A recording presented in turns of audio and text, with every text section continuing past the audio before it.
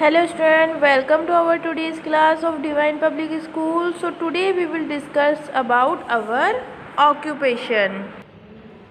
So student, as you know, we are reading our 9th chapter, our occupation, in which we learn about different type of occupation. हम हमारा 9th chapter पढ़ रहे हैं occupation, जहाँ हमने different type of occupations के बारे में पढ़ा और ये जाना कि ऑक्यूपेशन होता क्या है. तो what is an occupation? The work done to earn the livelihood by a person is known as his or her occupation. ऐसा कोई भी काम और एक्टिविटी जो हम अपने लिवलीहुड को अर्न करने या मनी अर्न करने के लिए करते हैं उसे हमारा ऑक्यूपेशन कहा जाता है. किसी भी इंसान के ज़रिए जब कोई काम किया जाता है फॉर अर्निंग मनी और livelihood, it is known as his और हर ऑक्यूपेशन. वो उसका ऑक्यूपेशन होता है. So in our last class we learn about farming and cattle rearing. हमने हमारी लास्ट क्लास में फार्मिंग एंड कैटल रेयरिंग के बारे में पढ़ा था. In today's class we learn about occupation related to farming. हम ऐसे ऑक्यूपेशंस के बारे में पढ़ेंगे जो फार्मिंग से रिलेटेड हैं, यानी जो कृषि से रिलेट है, जुड़े हुए हैं. ऐसे ऑक्यूपेशंस के बारे में इस आज क्लास में हम लोग पढ़ेंगे. So let start. Occupation related to farming, ऐसे ऑक्यूपेशन जो फार्मिंग से रिलेटेड हैं, जुड़े हुए हैं. Many occupation depend on farm product because these product are used as raw material. ऐसे बहुत सारे ऑक्यूपेशंस होते हैं जो फार्म प्रोडक्ट यानी खेतों में उगाए जाने वाले प्रोडक्ट होते हैं उनसे रिलेटेड होते हैं या उन पर डिपेंड होते हैं. बिकॉज वो जो फार्म पर हम लोग प्रोडक्ट ग्रो करते हैं या फार्मर जो प्रोडक्ट फार्म्स पे ग्रो करते हैं वो as a raw material different places पे डिफरेंट काम के लिए यूज़ किया जाता है. So many occupation depend on farm product, इसलिए जो कई सारे ऑक्यूपेशंस हैं वो फार्म प्रोडक्ट पे डिपेंड होते हैं. Because this product are used as raw material, क्योंकि वो जो फार्म प्रोडक्ट होते हैं उन्हें raw material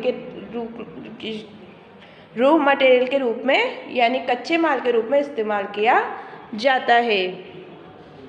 cotton is used for making cotton cloth in big mills.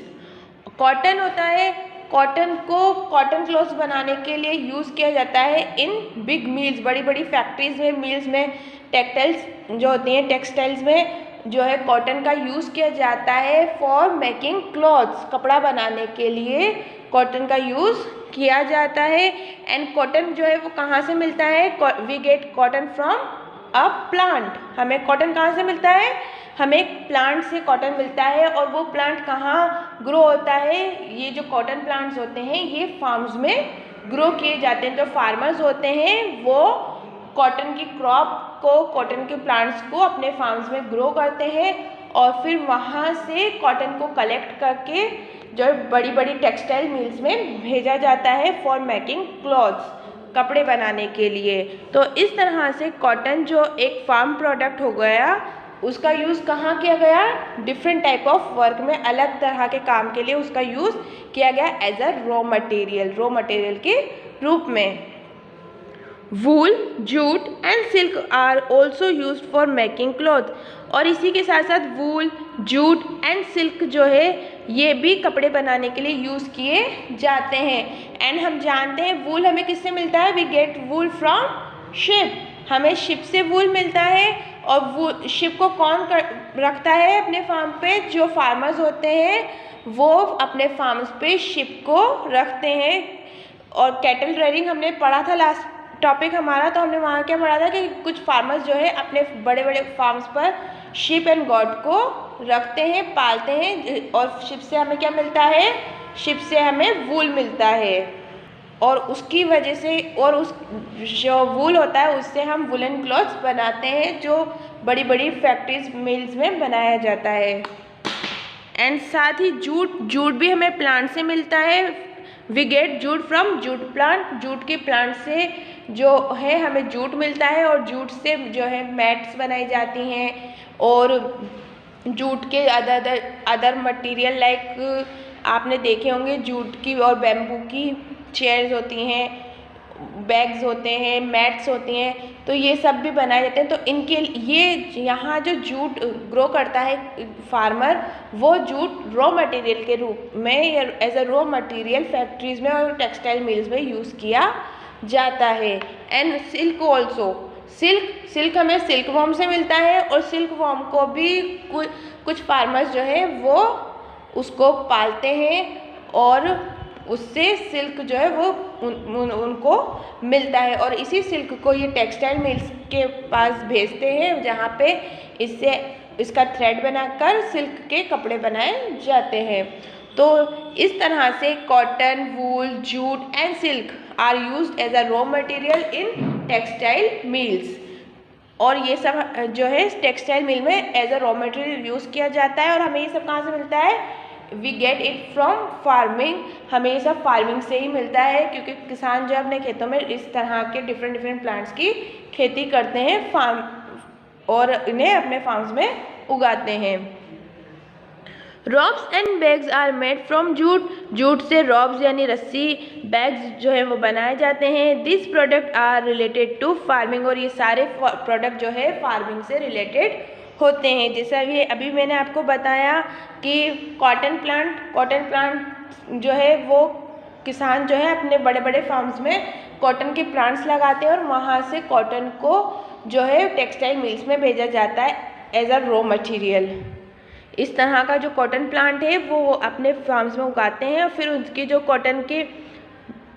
Cotton birds जो होते हैं इनको निकाल कर प्लांट से अलग करके माइल्स में भेजा जाता है, जहाँ पे वो क्लीन किए जाते हैं और उनसे थ्रेड बना के क्लॉथ बनाए जाते हैं। सेम उसी तरह से जो जूट होता है, बैम्बू प्लांट्स को भी लोग खेती करते हैं और इनको अपने खेतों में उगाते हैं, और इससे जूट निकाल के जो है वो भी माइल्स में और भेजा जाता है, जिससे वहाँ पे जूट के बैग, मैट्स और रॉब्स बनाई जाती हैं।